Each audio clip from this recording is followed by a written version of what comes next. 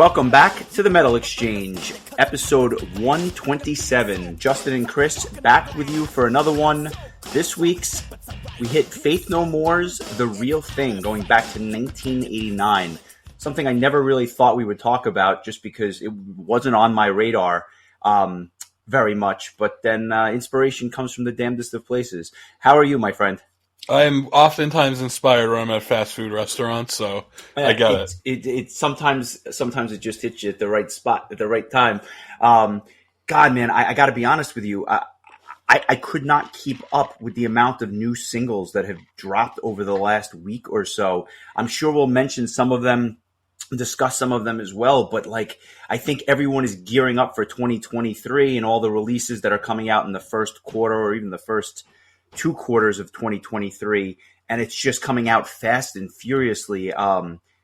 Interesting. A lot of cool stuff that I heard, but at the same time, it's just been like one after the other, and it's almost hard to keep up. I don't know that I listened to many full albums this week because I found myself listening to singles when I wasn't listening to this or Streets for next week's episode.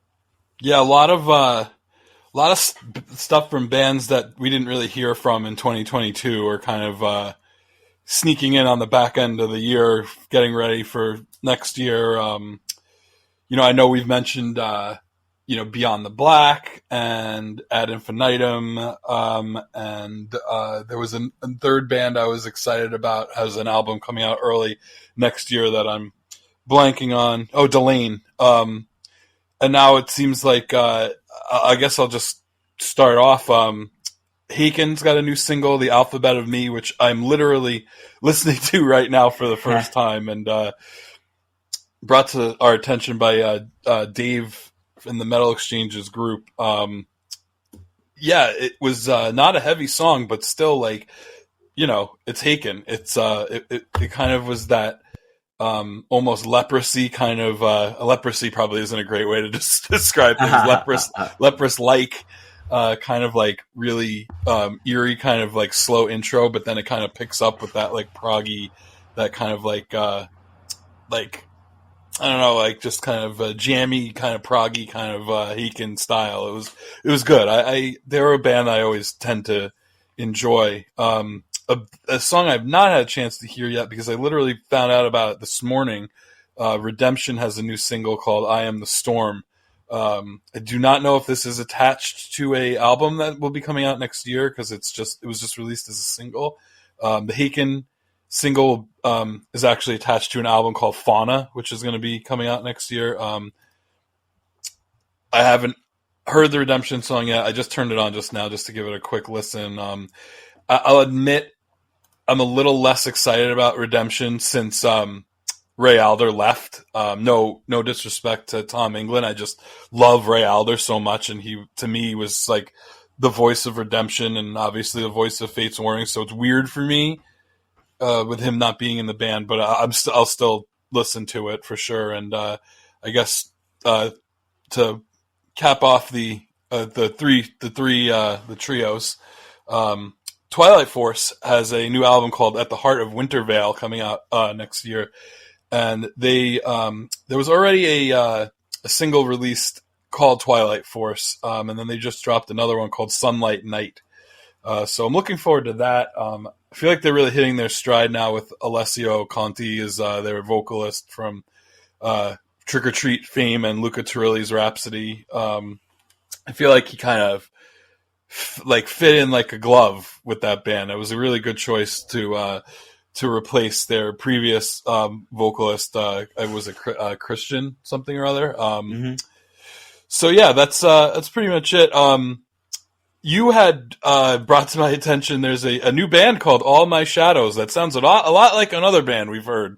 Yeah, it's kind of ironic because when you hear about a solo album or a side project, usually you think you're going off in a little bit of a direction that might be different from maybe the band you've been a part of for the better part of 30 years. Here, some of the folks from Vandenplas decided to make music that sounds an awful lot like Vandenplas. Now, that's not a bad thing. I am a huge, huge Vandenplas fan, and I was thinking back, I can't believe we haven't done a Vandenplas album, but putting that aside, this song, Silent Waters, from All My Shadows. It's going to be out on Frontiers next year.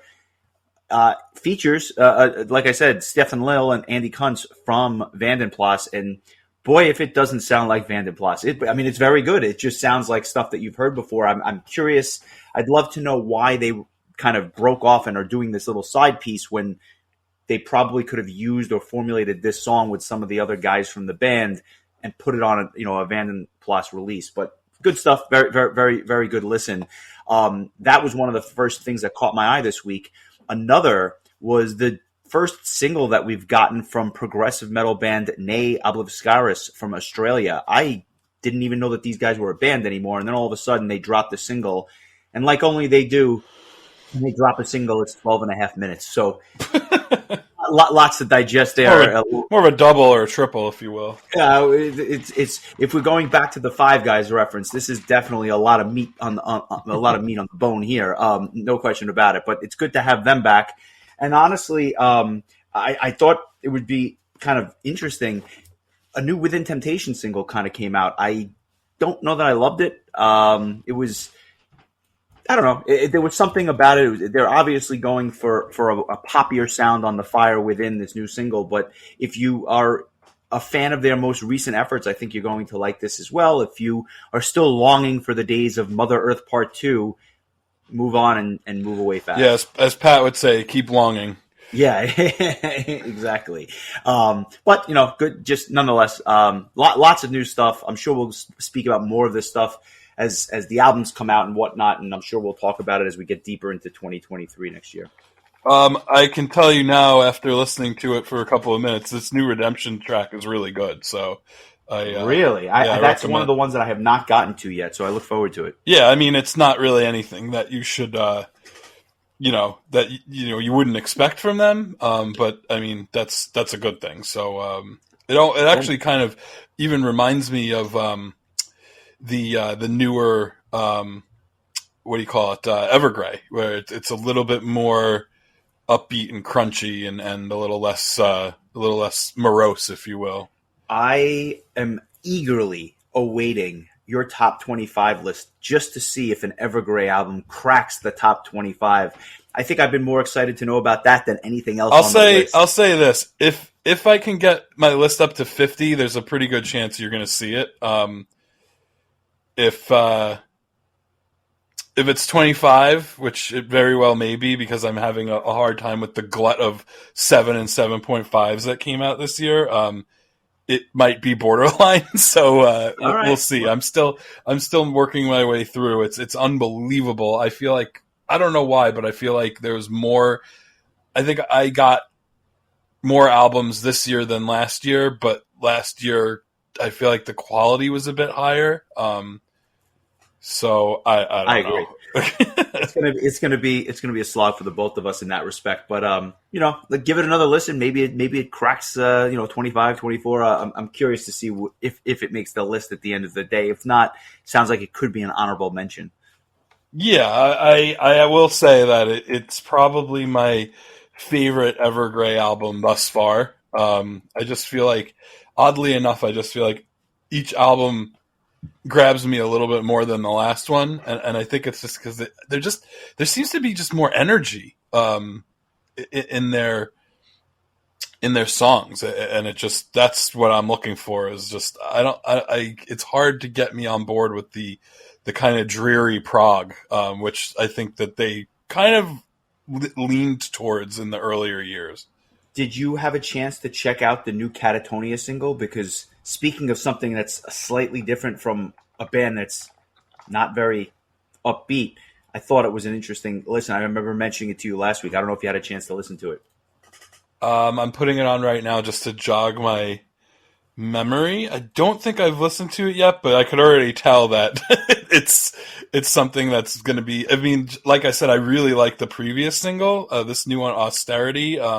I think this is even better. Yeah, I think this is. I think this album might be a surprise for me next year. I'm looking forward to hearing the whole thing. And I didn't even know about the Within Temptation song. I just grabbed that because I think they had said it was an older song that just hadn't gotten released. So I just or it was released on a single. So I thought I might have had it, but I guess I didn't. So I just grabbed it, and I'm not expecting anything out of the ordinary there.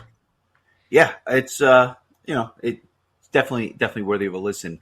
But let's transition over to today's album, or the album of the week. Faith No More is The Real Thing.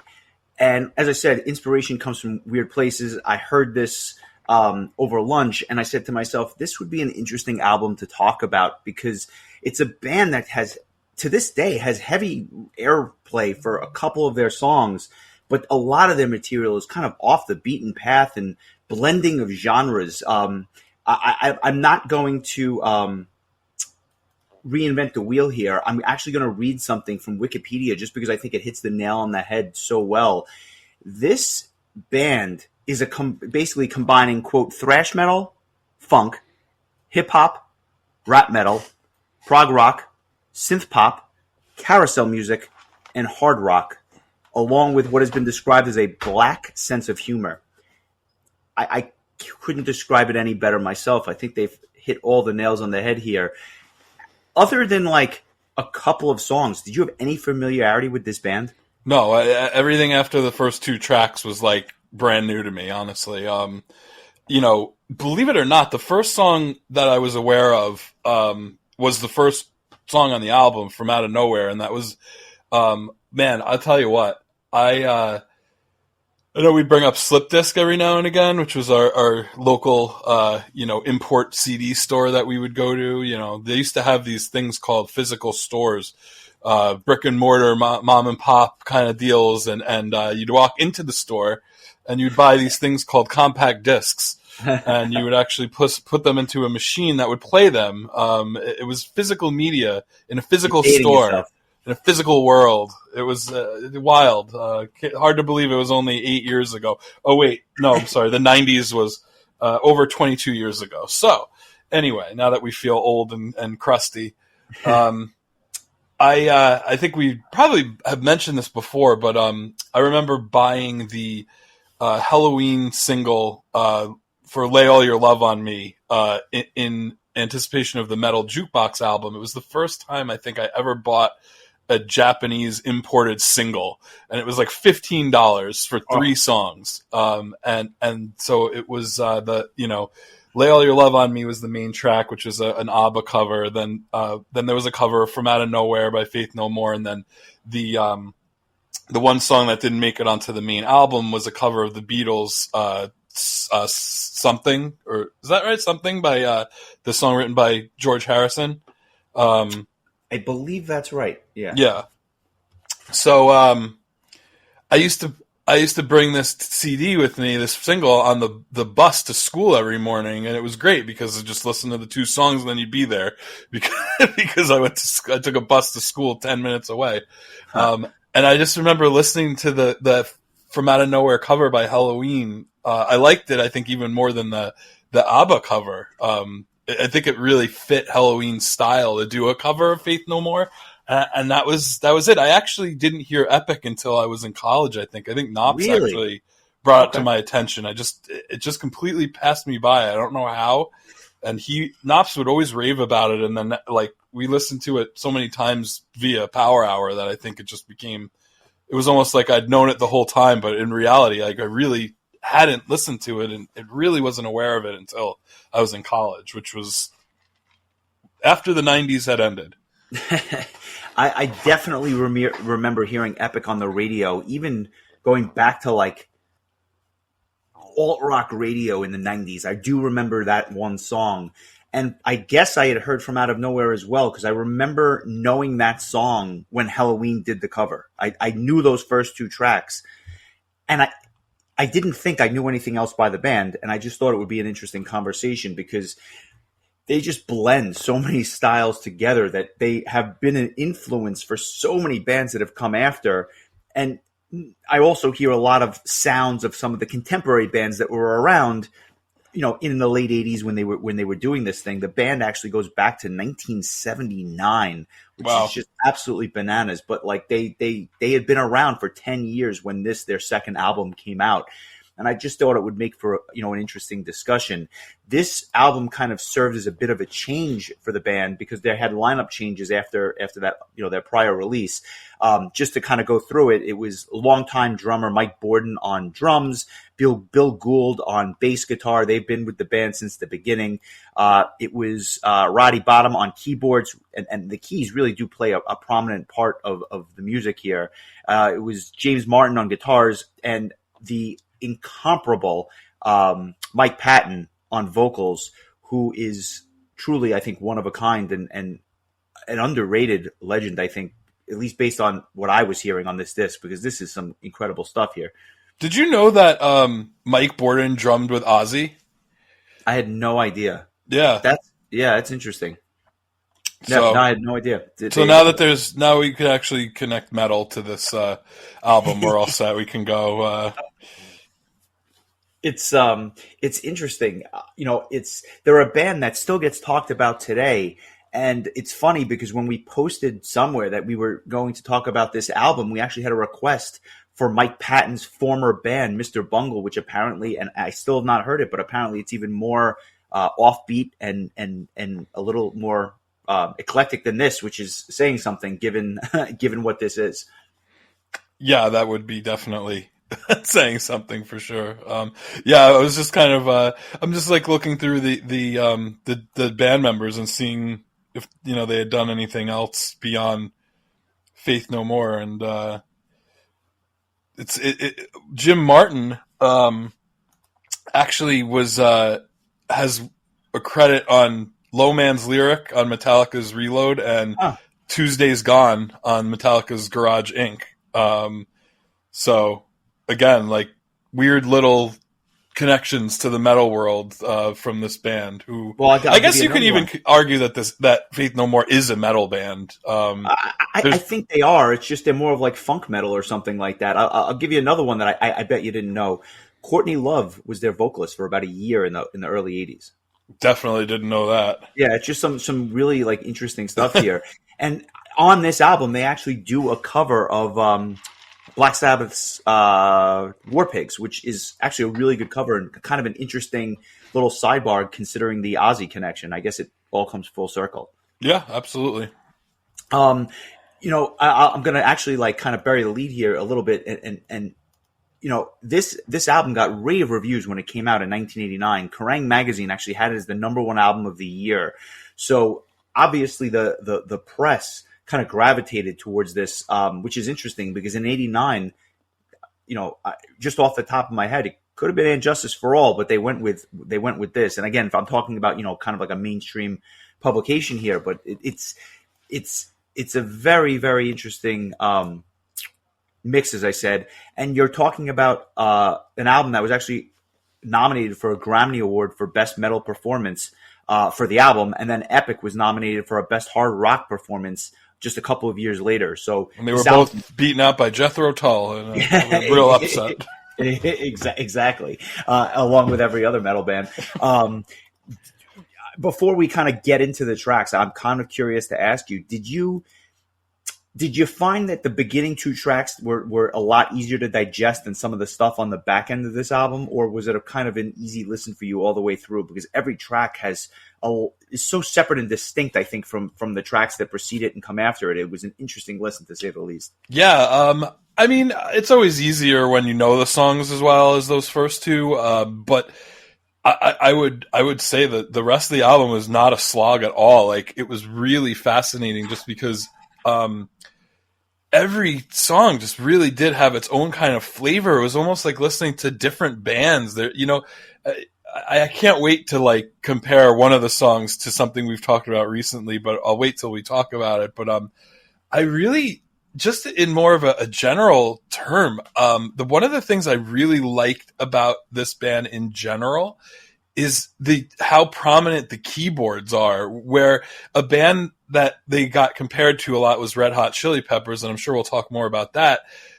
One of the things that kind of set them apart from the Chili Peppers is the use of keyboards and more like kind of synthy type stuff. And I don't know if that's just a product of this album, but because I'm not really familiar with anything beyond this, but that for me is always a draw when you hear a little bit more of that keyboards, and of course, like the bass guitar is a big part of everything. It's so front and center because it's not a funk album unless you have that really prominent and just like fast, wild bass playing, and that. So those two things I think really kind of drew me in. But I mean, in all honesty, like they really cover a lot of musical ground on this album. They do. And on an album with 9 tracks, including an instrumental track, five of these tracks were released as singles. From Out of Nowhere, Epic, Falling to Pieces, Surprise, You're Dead, and Edge of the World all released as singles here. And I guess it makes sense because The Real Thing is kind of an Epic track that doesn't really lend itself to being a single, although I'll tell you a story about that when we get to it. And an instrumental track at the end. Almost every one of these tracks was getting released and kind of put out there. Very interesting, especially for 1989, as the hair metal wave was kind of starting to yield to Nirvana and the Seattle grunge scene. It was well placed in terms of, I don't know that this album would have hit in 1986. And by 1996, I think that they would have kind of missed the boat, but they were really on the cutting edge of that alternative sound around around 1990. I'm going to do something that we've never done before, but I think it'll be kind of fun. Before we get into the tracks, I want you to predict what my song of the week is, and I will predict what yours will be. That would imply that I've actually selected one. But no, kidding aside, kidding aside, I do have one because I made a note to myself. I'll just say this. It's so easy for me to say to you, you're going to choose one of the first two, and I'm not, and that's why I don't think you chose it. I think, if I had to guess, I think that you probably chose Zombie Eaters. Okay, and I'm going to guess that you chose The Real Thing. Okay, well, let's dive in, shall we? Just to add a little bit more, flavor and spice to what we're doing. Exactly. You're cheating because normally you don't pick the song of the week until we actually start talking about it. So you could always change it. I actually do have one picked out ahead of time, but that's why I brought it up. So it's either that or Falling to Pieces. But I digress. This kicks it off with From Out of Nowhere. We talked about that. Again, the prominent keys on this really, really catchy tune are front and center, and I think that it's a sound that would permeate this entire album, but it's needed. I can't imagine this album without those keyboards. I was just thinking, like, just this song without the keys would be it would just be pedestrian at best. Yeah, it'd be just so much less interesting. That key melody just takes you right into the song right from the beginning. This is such a great tune. I mean, honestly, it was. I would have probably guessed that it would have been my song of the week even before I listened to the rest of the songs. I actually kind of like it a tad more than Epic just because I think I've played it out less. At least the Faith No More version. I've probably listened to the Halloween version of From Out of Nowhere more than both Faith No More versions of the two songs combined. But I really like this song, and I think it's an awesome way to kick off the album. It's just, it's kind of one of the more just straightforward kind of rock songs on the album. Cause the album will start to just meander in a good way into all different genres. And this one's just kind of pretty straightforward and definitely, a very radio friendly track. I can understand why it was chosen as the first single. Why it was the first single and also the first song on the album, because it kind of sucks you in and then you go along for this ride and you go into Epic next, which is quite frankly, this track still holds up for me. Obviously the employing the rap vocals here is just a real hearkening to the Red Hot Chili Peppers and obviously other music that was coming out in the 80s. But those over-the-top bass lines are just absolutely fantastic. The chorus is so catchy, and it's like the perfect blend of styles. It's not quite as eclectic as some of the other stuff on the album, but it's certainly not as straightforward as From Out of Nowhere. So it's like you're trending in that direction. And believe it or not, there's parts of this song that remind me of Pearl Jam, and I can't really understand why, but I hear some Pearl Jam in here, which is kind of cool. And the outro with just the piano, phenomenal. And it's like almost like a nod to Van Halen's Right Now, which I just absolutely adore. This track has a little bit of everything, and I can understand why it blew up as like a super hit. I was surprised it was only the second track on the album. Like, I just feel like, I mean, literally they called it epic.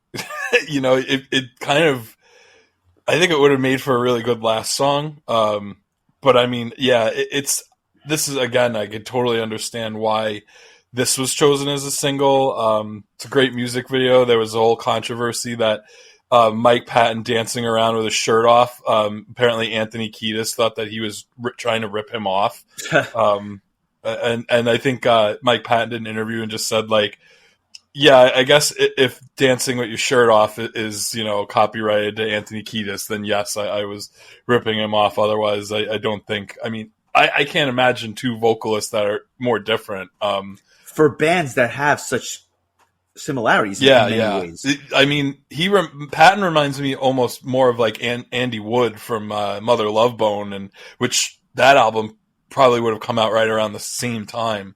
So there's a little bit of a tie into the Pearl Jam connection. This band in many ways is like a metalized version of Red Hot Chili Peppers, because even though they have the funk sound with the two phenomenal bass players, they kind of meander more in a metal direction, whereas Red Hot Chili Peppers was more grounded in that, like, you know, rock, you know, radio rock direction. Yeah, alt-rock. Yeah, alt-rock thing. So really, really interesting. Obviously, I think it goes without saying, a phenomenal way to start off the album. And then we get to a slew of tracks that, for the most part, I didn't know, starting with Falling to Pieces. Again, the funk here is like on full display. I love how it starts with a bass intro, which is something you really don't hear that often, but it goes right into this kind of groovy drum beat. I don't think this song is as catchy as the tracks that precede it, but at the same time, Patton is just shining with his like versatility and his vocals, and the way that he lends his voice to this music is just almost a thing of art. It's beautiful, and I think that for an album from 1989, this song in particular, I think, holds up very, very well. Yeah, this song like is awesome. I love this song so much. The way that it just starts, like you said, it kicks in with the drums and the bass, and then that keyboard that just kind of fades in, like a little bit louder, a little bit louder, a little bit louder, and that keyboard theme would come back throughout the song. It's so catchy. Like, everything that's happening is great. The drumming, the bass playing, the keys, the vocals. It's just a funky, like, foot tapping, and it's just such a 1990 kind of vibe. Like, you hear this song and it just takes you right back to that point in time. I feel like it's like a sign of that time. And so, yeah, this actually will be my song of the week. I really, really like this one. And it was the one that I kept really looking forward to hearing each time that I went back to listen to the album. Just complete, like, takes me back to like being like 8, 9, 10 years old. So let's give it a listen. Here it is, Falling to Pieces.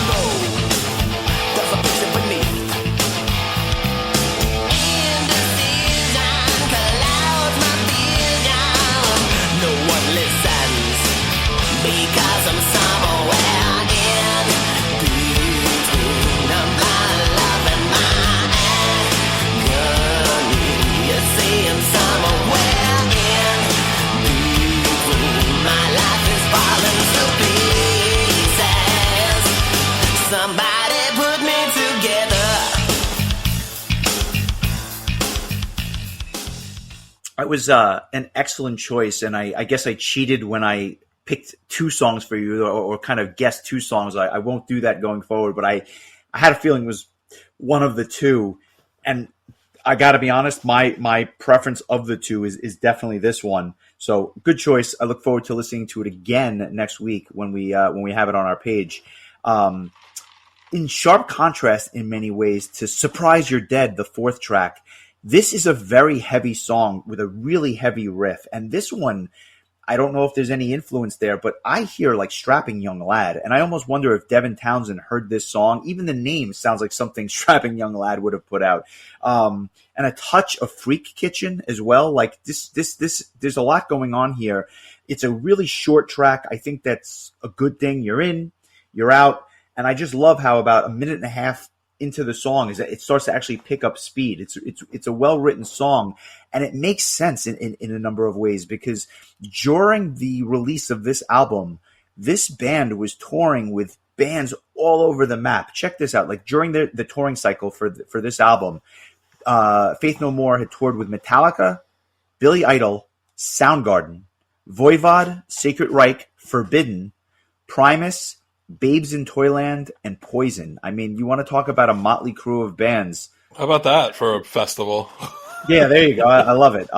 Any thoughts on this track? Because it's kind of almost a transitional track in a way, just because of how fast you're in and you're out. Yeah, it took me by surprise because the first three songs are pretty melodic, and then like this one comes in and it's just like really thrashy and heavy, and I love the I don't know if you want to call it like rapping or just like fast, funky vocals or whatever, but that kind of like back and forth between like the like kind of high pitched vocals and then like the almost like screamy kind of, not like death metal screamy, but just like actual screaming, like, you know, surprise, you're dead. It almost reminds me of what's that song by Pantera, Fucking Hostile? Yeah. It's just like we're just gonna scream out the words. I don't know. It's not my favorite track, but I just love that it's something totally different from the first three. Instead of the band just doing like these kind of melodic, you know, like radio friendly type songs one after the other, like here's one that's just kind of like really jarring and heavier and it shows that the band has more up their sleeve as the album kind of makes its way. And it also makes for the fact that we can cover it on the Metal Exchange because you're right, this is a thrashy metal song in many ways and well placed after those first couple of tracks, which are certainly all different, but this is going in a completely different direction, as does Zombie Eaters, which actually starts with an acoustic guitar. And the first time I heard it, I said, oh, this is going to be a ballad. But part of me said, I just didn't think it was going to stay in that direction. And sure enough, about 2 minutes in, this thing takes off like a rocket. It's slow and it's plodding, but it gets very heavy with that fuzzy bass sound and the very heavy guitar riff. Another eclectic tune. But what was interesting here is that the clean vocals reminded me of like almost something that you'd hear on like a Machine Supremacy album, which I know I'm throwing in some weird, bands here. And then it's like he sounds like Patton sounds like it's a Machine Supremacy album for the clean vocals, and for the rap, it's obviously a nod to Anthony Kiedis, maybe with a shirt on. I don't know, but like I thought this was a really interesting track. I thought there was a lot going on here, and for a band that really touches it all. There's almost a touch of doom metal on this track. Yeah, I got like Coheed and Cambria vibes on this one. I love the orchestration that is used kind of as it's almost like the spine of the song. It so kind of holds everything together. Really, really interesting. Definitely has kind of like a proggy kind of vibe to it. I'm sure we're going to mention Pain of Salvation a bit later on, but there's kind of a vibe of that in here. You could definitely tell that this band inspired a lot of future bands in ways, because they just melded a lot of different styles into one. But this is a cool song. I can understand why you would think that I would pick this as my song of the week, because I think it was probably in contention, but that just those keyboards that kind of lay the path for this whole song are so haunting. It's really well done. And again, it's another reason why the keyboards play such an important part in this album. Yeah, well said. And then it brings us to, I guess, what we'll say is the sixth track. With listen. Before we do that, I want to ask you. I want to talk about Edge of the World here because, okay, an interesting note. So this was the sixth track on the cassette version of the album, but it wasn't on the vinyl version. So I kind of reordered my album for this song to play next, and I kind of like having it in this spot instead of it being the last track, because I think on the CD edition it's the last song after it has War Pigs, and then this is the final song as kind of like bonus tracks. But I feel like it kind of has this was a good spot for a song like this, right in the dead center of the album. And this is the song I wanted to talk to you that reminded me of something we talked about. This is the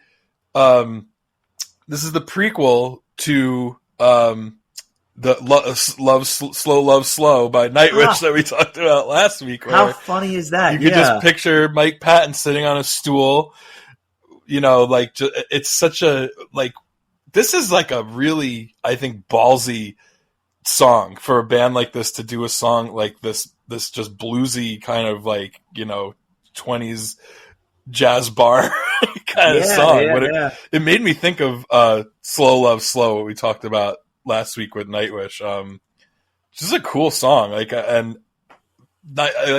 feel like if I was around that time, I would have went out of my way to buy the cassette version just to have this song an extra track. It was always fascinating to me that how little space vinyl records actually had on them.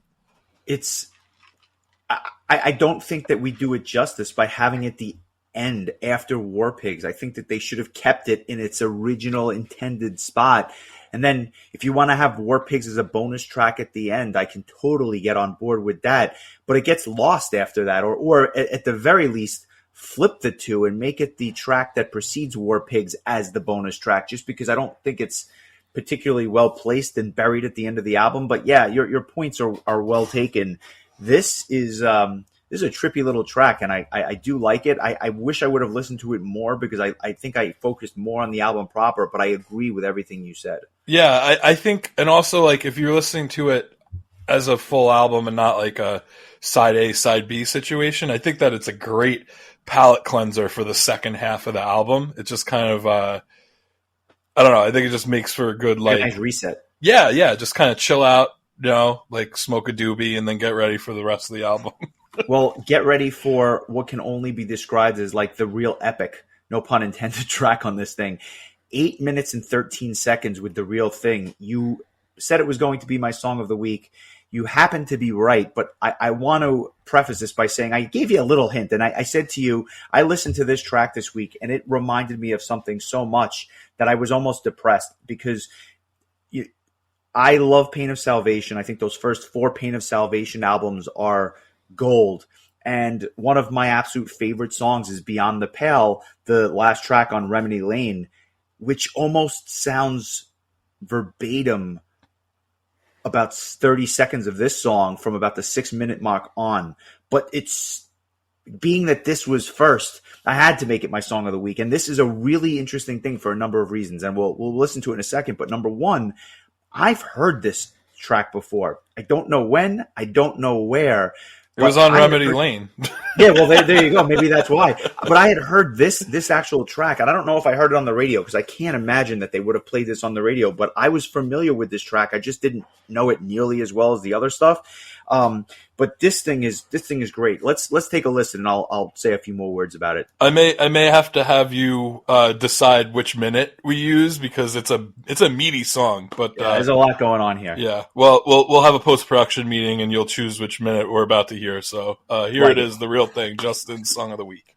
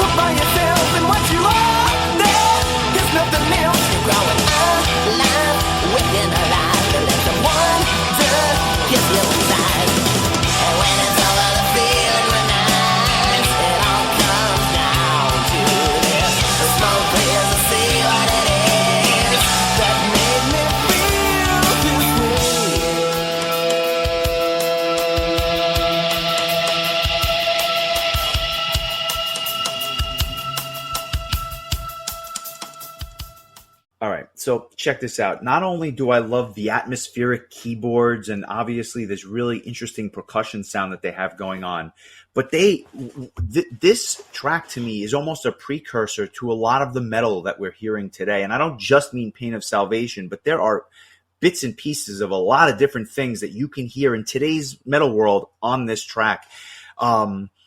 Not only does Patton do the rap vocals and the cleans, but there's a touch of harsh vocals in here as well. Like in spots, you can actually pick up like melodic death metal vocals or something like that, which is phenomenal. And then obviously like the fact that Pain of Salvation, clearly was influenced by this track. There was a lot going on here, and between the modern metal and the progginess of it, it was enough for me to just sink my teeth into. And again, somewhere back in the recesses of my head, I knew this song and I liked it back when I first heard it, whenever I first heard it. So definitely my song of the week. I'm curious if it resonated with you just as much as it did with me.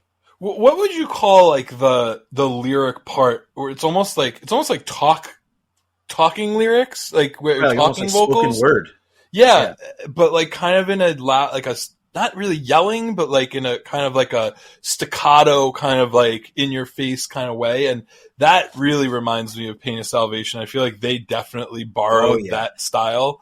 I thought, I was like, even before you mentioned it to me, like I was like, this song is meaty. Like it's really, really proggy, like really, I think ahead of its time in a lot of ways. Yes. I liked it a lot. I mean, it was probably one of my favorite songs that on the album. It just was really, and again, it has those that over encompassing keyboard kind of thing that goes, and again, it just changes the whole dynamic of the song in a good way, because it almost gives it this extra level of spookiness and eeriness that I love. That like it works on Falling to Pieces as like a kind of an upbeat, fun kind of thing, and in the same way on a song like this, it's like creepy and makes me think of ghost houses in Super Mario World. Really cool song. Definitely a cool choice for song of the week. It's perfect because now we can use the two more famous songs as bumpers on this episode, and then get a little bit of taste of everything. Yeah, this is a really cool song, and definitely hear a lot of future prog metal bands had to have gotten influence, not just from this band, not just from this album, but from this song in particular. No doubt about it. And to be honest, at this point, we get, for at least for me, it's almost a bit of a letdown, the next two tracks, because I just don't love them as much as some of the other stuff on the album.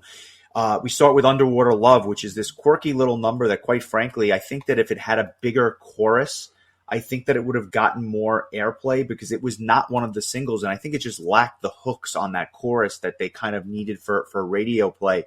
And the extended verses that they use, the verses are kind of like these extended numbers that you're almost longing for a better chorus here.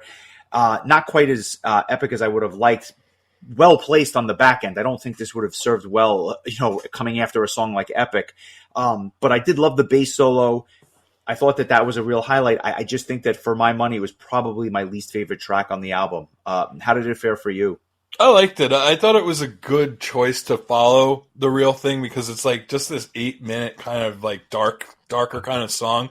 And so now we're kind of back more to that like upbeat, poppy, funky kind of vibe. I got like In Excess vibes from this song. It totally reminded me of like the peak 80s In Excess sound. I always wondered what that band would have been like had they stuck around longer, or had the singer not killed himself during an autoerotic asphyxiation accident. Hate it when that happens.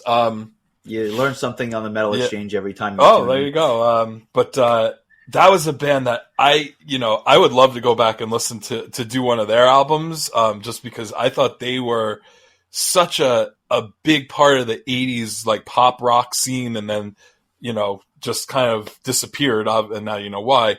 But I get like that kind of vibe, because they had a lot of those kind of like really keyboard slash like synth driven just kind of orchestrations that kind of, and they had songs that were kind of funky too, not quite to the extent of a Faith No More or Red Hot Chili Peppers, but always a band that I held in really high regard. I think I recently grabbed one of their like greatest hits albums, and I was like really surprised at how many songs I actually remembered because they had so many singles in the 80s and so many. They were definitely a big music video band too. So little sidebar there, but that's kind of what this song reminded me of. I think I liked it a bit more than you. It wasn't I wouldn't say it was my least favorite song on the album. I agree with you. It kind of probably could have used a more like hooky kind of chorus, but it definitely a real. If you like the upbeat funkiness of this band, this is definitely a song you would enjoy. I just think "Falling to Pieces" was a better version of this kind of style. That makes perfect sense. I will say that The Morning After, the 8th track, is a step up. Again, not my favorite track by any means, but a good song. I love the riff. This is kind of your mid-paced rocker. Another song that I think probably would have been, well placed on the radio in many regards for a more eclectic style. But again, not chosen as a single. What I liked about this is that everyone's technical chops were on full display. And I felt like for a band where every song seemed to have little tidbits of either a really awesome bass solo or atmospheric keyboard effects, I felt like it came together quite well on this song, even though it's not my favorite by any means. A good song and a real precursor to the last track, which I have some really strong thoughts on. But before we get to Woodpecker on Mars, talk to me about The Morning After. Did you like this as well? Yeah, it's weird because like I didn't really think about it because of the way that the CD was constructed, but on the vinyl record, this would have been the last non-instrumental song on the album, and it's kind of a weird choice. Again, like going full circle, I think Epic would have been the better choice to end the album, to have this and then Woodpecker from Mars and then finish it off with Epic. It's just a regular guy's point of view about it, but that's just, I feel like it's kind of a weird way to end the album. I feel like tacking War Pigs to the end of it actually kind of makes it a little bit more of a kind of a better way to go out, or a little less like what's the word I'm looking for? Anticlimactic, I guess. I gotta be honest with you. I completely disagree. I love Woodpecker from Mars. I almost made this my song of the week, but I thought it was an injustice to Patton, who does such a great job on this disc. You talked about the symphonic elements. This kicks off with a phenomenal symphonic intro, and it kind of puts the listener on edge as it begins to pick up speed because you have no idea where this thing is going. And what's interesting about it is there are parts of this song that are the fastest and most speed metal songs on the album, and there's parts of it which are slow and plodding and in many ways almost like a precursor to modern doom metal. I loved how they're able to kind of go back and forth. And I guess it's not terribly surprising, but there was a Greek prog metal band around the 2000, 2002, 2005 called Wastefall. And these guys were absolute disciples of Pain of Salvation. And if you listen to their best album, which was called Soul Rain 21, it was basically like listening to Pain of Salvation, but from Greece. And it was clear that not only was Pain of Salvation an influence, but this particular song as well. And it was just kind of interesting how they have this atmospheric, dark sound. And then the album would, in theory, stop if you don't have these bonus tracks. I liked it. And I thought that they kind of zigged when you expected them to zag. And I can understand why it's a bit jarring, no question, but I actually liked it. And I thought it was a cool way to end the album.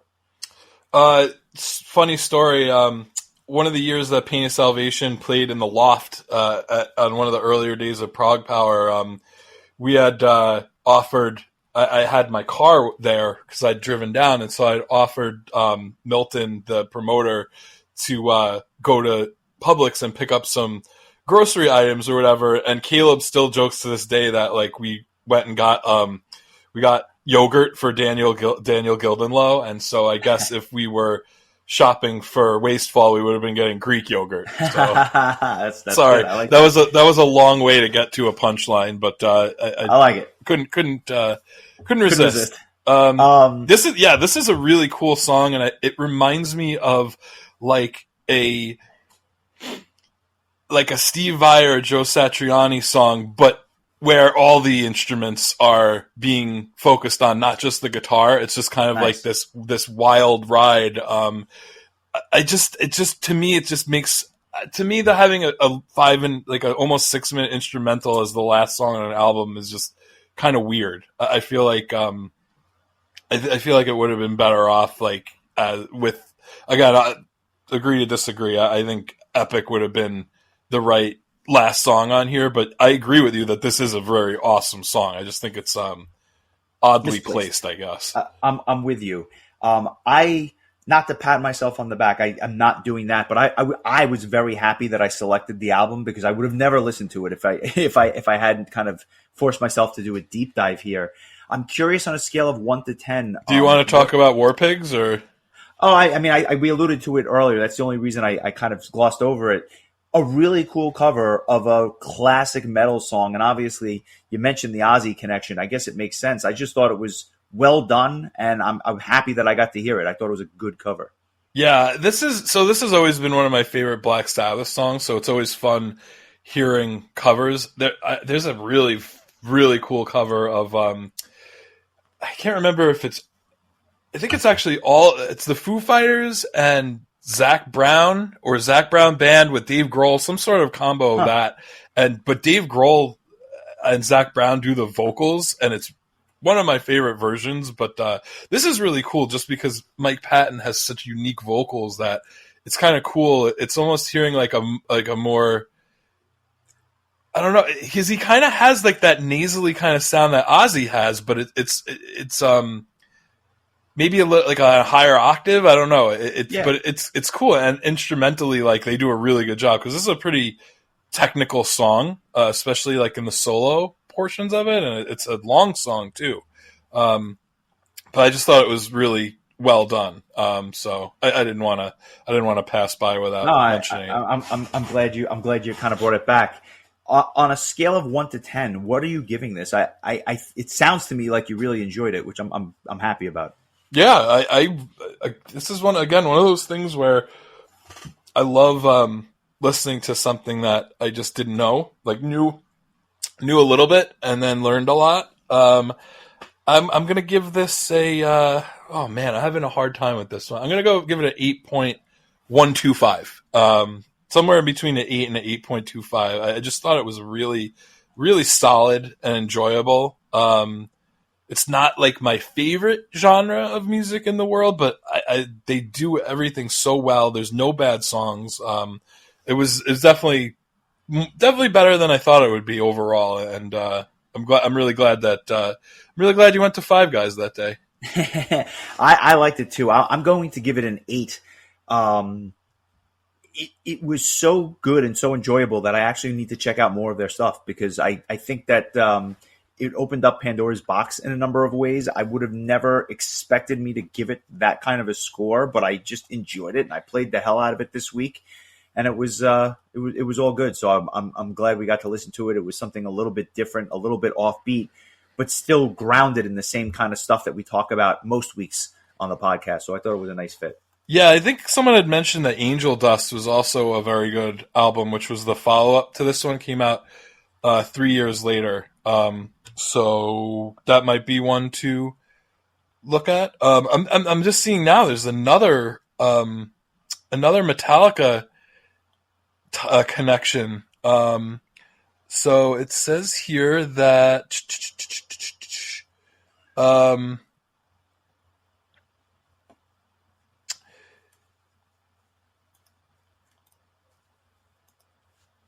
there was a band called Agents of Misfortune that Cliff Burton was part of that band, and that was also the band that Jim Martin was a part of. Oh wow! And he was the one who wrote "Surprise You're Dead." So there's a kind of a connection there. It's just very interesting, and probably both bands being from California probably had a little bit of something to do with it, is that having that kind of proximity. But Who yeah, needs Kevin this was, Bacon when you have Faith No More? yeah, I feel like this was really, I think it really fit our style of what we cover really quite well. I don't think it's that much of an outlier at all. No, I agree with you. I think that we've done other episodes which are more of an outlier, which are interesting in their own right, but this was kind of just a pivot from some of the standard stuff that we do. But you know what? I'm happy we did it. We can certainly talk about maybe doing Angel Dust or something else in the future, because it was definitely a good listen. And as I kind of mentioned earlier, I feel like everyone is ramping up their albums and their tours and their singles. So kind of a lot of little news tidbits that I thought were definitely worth mentioning. Jag Panzer, the U.S. heavy metal band that's been doing it seemingly forever, is going to release their 12th full-length album called The Hollowed. I'm actually surprised they've only released 11 albums before this. I would have guessed at least 20 by now. Forever. They're one of those bands where I never love them, but I do kind of like what I hear, and I'll definitely be listening to the album, and I'm sure it'll be a 7.25, just like every other album. But it's like I'm kind of curious to hear it. So that's number one.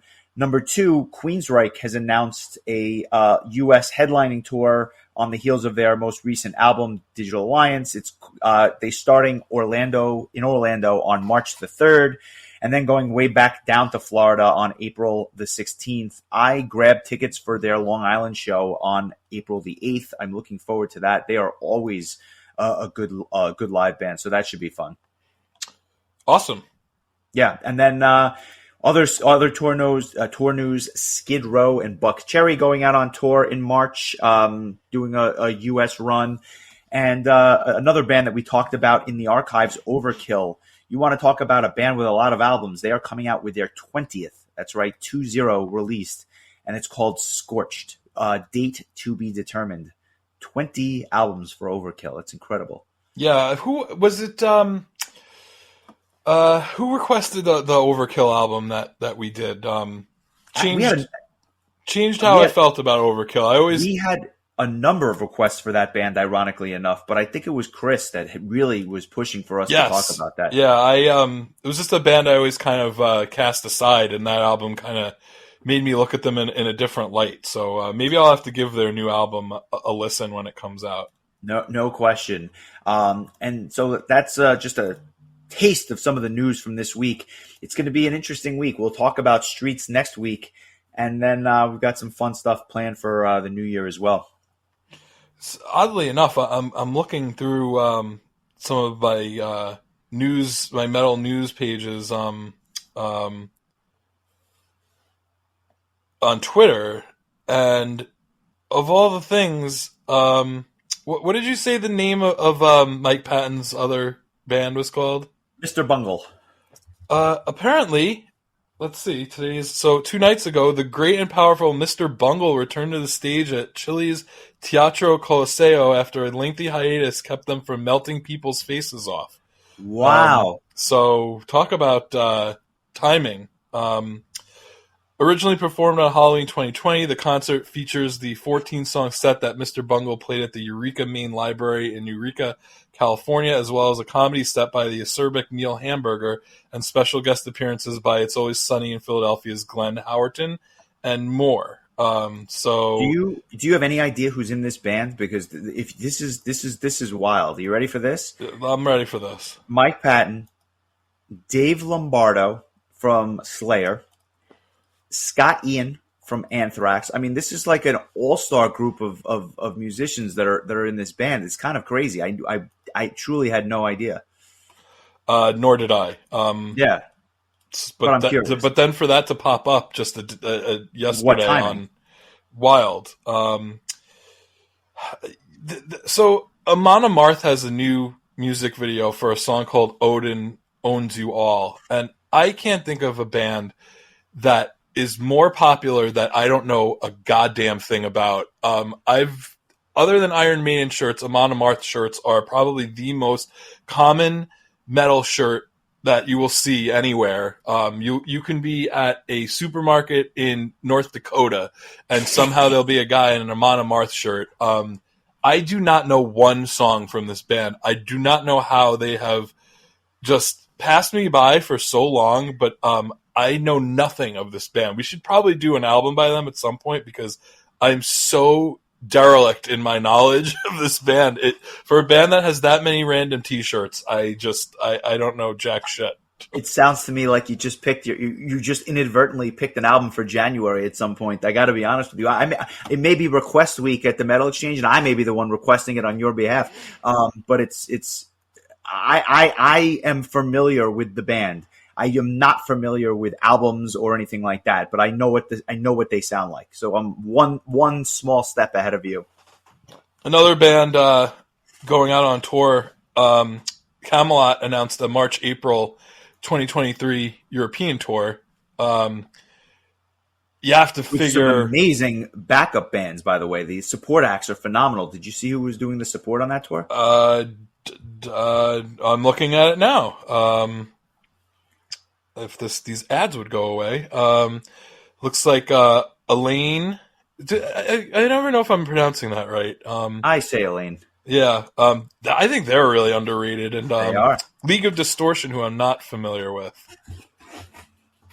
And am I missing somebody else, or no? Well, the thing for me was like when I saw Elaine on that bill, I got very excited. I think they are just absolutely wildly underrated. But you are missing the other band on that bill from Mirath. So it's Mirath and Elaine. I just thought it was a really cool. It didn't say Blabbermouth didn't have that, so let's blame them.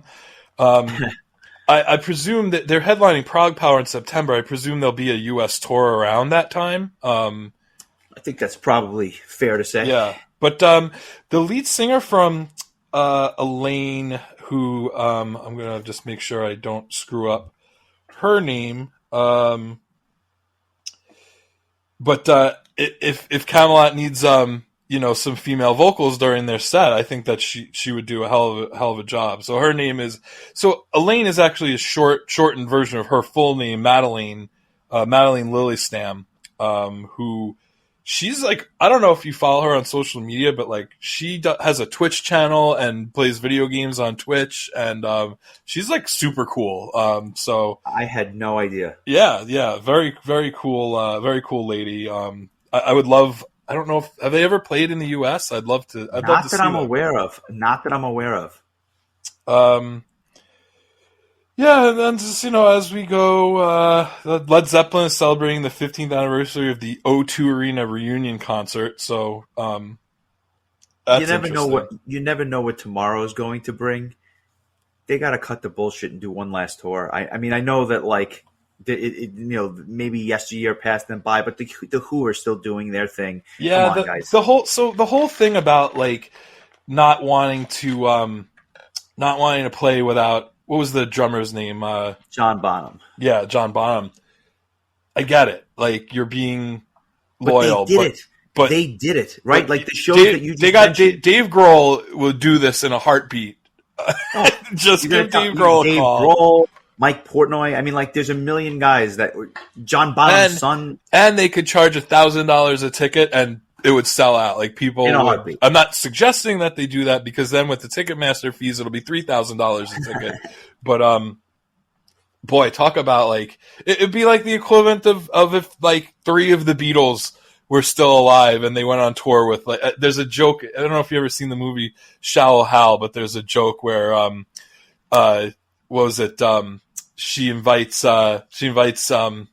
Jason Alexander's character to go to like this VIP only show of the 3 remaining Beatles with Eric Clapton filling in for John Lennon, and and he declines and just goes, "I'm not really a Clapton guy." Like that would be. Could you imagine if when George Harrison was still alive, if it was like George, Ringo, and Paul with Eric Clapton going on tour, like. They could have charged anything. Anything. Now we're going in a complete. Now we've completely gone off the rails. But I'll tell you a story about that. I've seen Paul McCartney live a number of times.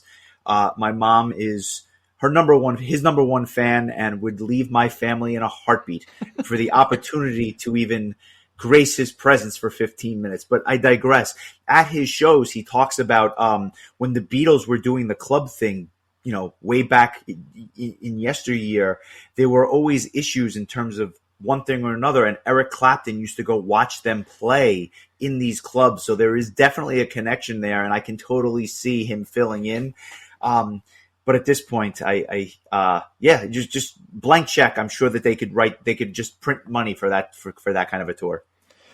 I want to just kind of bring us full circle and just mention, Faith No More was supposed to go on tour, and they canceled it because Mike Patton was dealing with mental health issues, and apparently the rest of the band was completely supportive of this, and so it's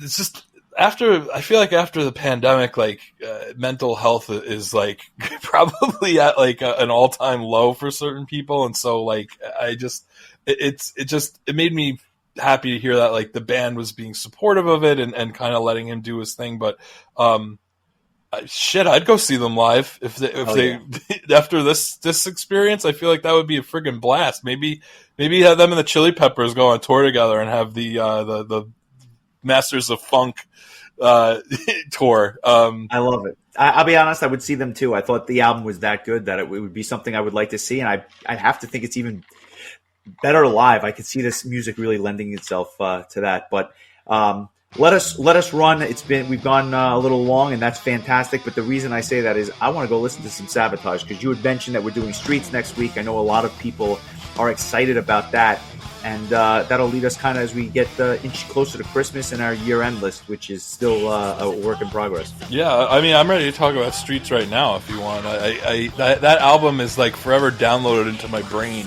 I know, but it's funny because even though I know the album so well, I've already listened to it I think 4 or 5 times, and I still have another week to go. But I know it well, and I just want to keep listening to it because it's that interesting. But I've got some thoughts, but I'll share them with you next week. And we may be dropping an interview soon as well, so we'll talk about that when the time is right. Yeah, I'm excited.